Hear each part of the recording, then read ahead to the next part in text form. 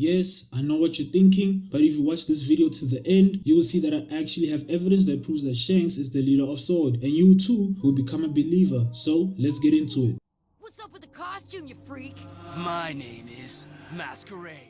Masquerade here back again, and today I am going to dive into Shanks' character and why I believe he is the leader of Sword. The first thing I want to mention is that not only is Shanks based on the god Tyr, but he is also based on the goddess of law and order, Themis, from Greek mythology. This is similar to Tyr, who is also known as the god of order and justice. Now Themis is a titan who sided with Zeus and betraying her fellow titans during the War of the Titans. She carries a sword in one hand and in the other she is holding a scale which represents balance. Now we know that Tyr is a god with one arm, but what if I told you that Shanks losing his arm isn't just a reference to the Norse god, but it is also a symbol to bring in balance in the same way Themis carries a scale. Now why do I say this? Well, it is because Shanks himself said that he is betting on the future, that he is betting on Luffy. Why would he say that? Well, he said this because Luffy will be the one to bring balance to the One Piece world. Now as I said, Themis betrayed the Titan gods by siding with Zeus, while Shanks will also betray the gods and side with Luffy. It is a popular theory that Shanks is a celestial dragon, and I believe he will betray the celestial dragons.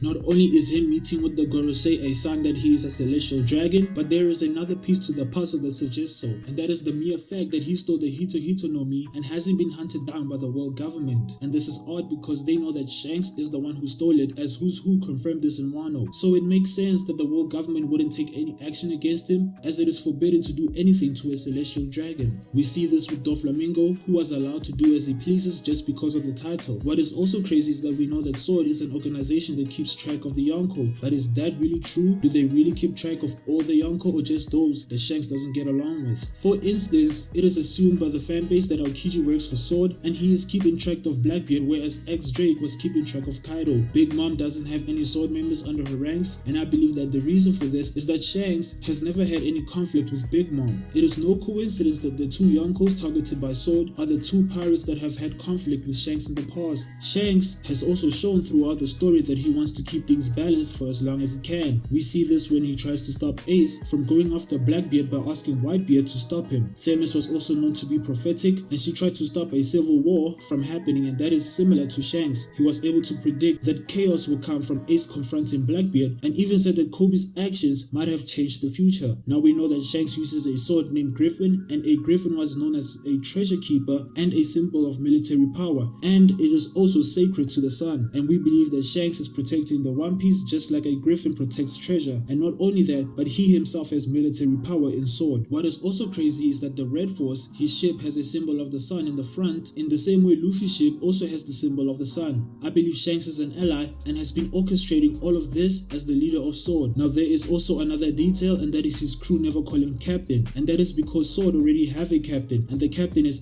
Drake, so it wouldn't make sense for Shanks to also be called captain. What I also find interesting is what happened at Marineford. It is a well-known theory that Law is a member of Sword, and I believe that is 100% true. And the reason for my belief is that back at Marineford, Shanks didn't have any reaction to Law taking Luffy. Why would he not be bothered by this? Would it make sense to hand over Luffy to a pirate that is seen as his rival? Unless Shanks and Law already know each other, as Law is Shanks' subordinate. And another point is that they both arrived at Marineford at the same time. What I also find interesting is that after Kaido and Shanks have an altercation, Kaido is then targeted by Drake and Law. It was Law's idea initially to take down Kaido, but why Kaido specifically? Well, I believe the reason for this is that Law was given instructions to guide Luffy towards the location of Pluton. In Greek mythology, Zeus goes to Tartarus to defeat a dragon guardian to free the children of Uranus in order to win the war. This is similar to how Luffy has come to Wano to beat a dragon and free Pluton to help him win the war that is to come. Another detail is the recruitment of Kobe. Why was Kobe recruited? Well, it is because of his actions in Marineford. And who saved him in Marineford? Well, it was Shanks, and I believe after seeing Kobe's character, he decided that Kobe is a good candidate to join Sword. So I believe that Shanks would betray the Celestial Dragons in the same way as Themis did, and he is the embodiment of balance, which seems to be the mission of Sword. I would like to know what you are thinking about this, so drop a comment and we could have a discussion on it. And don't forget to leave a like and subscribe, and I will see you in the next one. Peace.